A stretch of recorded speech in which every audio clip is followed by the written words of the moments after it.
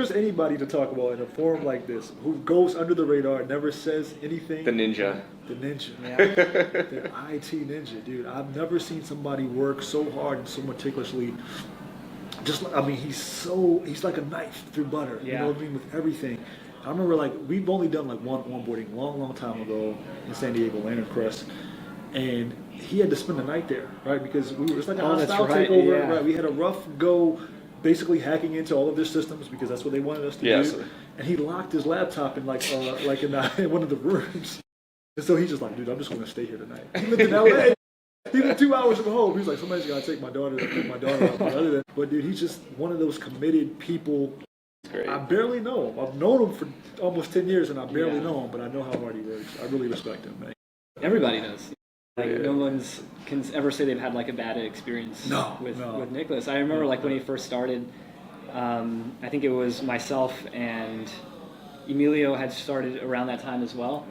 And something noteworthy that we found about him is he asked us so many questions about he did ask a lot of questions in the beginning. And each of us were kind of assigned, Emilio and I, we were assigned to different employees to train. I think Emilio was assigned to Nicholas, and he was telling me, I don't know about this Nicholas guy. He just asked too many questions. In the beginning, he had a lot of questions, but I started. But there was a reason why. It's because he wasn't going to ask you again after you answered it, right? Yeah. What happened is that he turned, though, right? So he did ask a lot of questions in the beginning, and I could help him. But then, as he got deeper into it, he started asking me questions that I couldn't answer. Then before I know it, I'm asking him questions.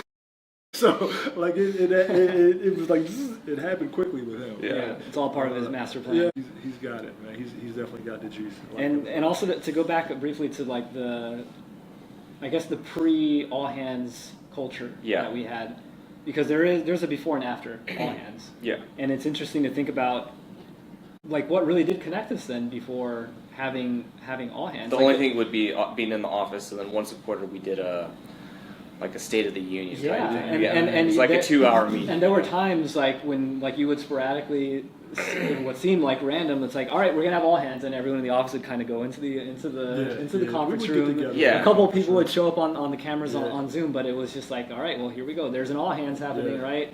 But even then it was maybe we had some message we wanted to relay. Right, and it was we were all there for one specific reason. Yeah, maybe one or two things. When we were smaller, it was interesting because there was a few people who worked completely remote, and I never got to know those guys. But you obviously, I saw you guys all the time. We were on HipChat at the time. HipChat.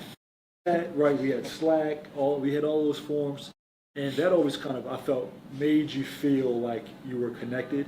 But as we grew, it became impossible to stay. That out.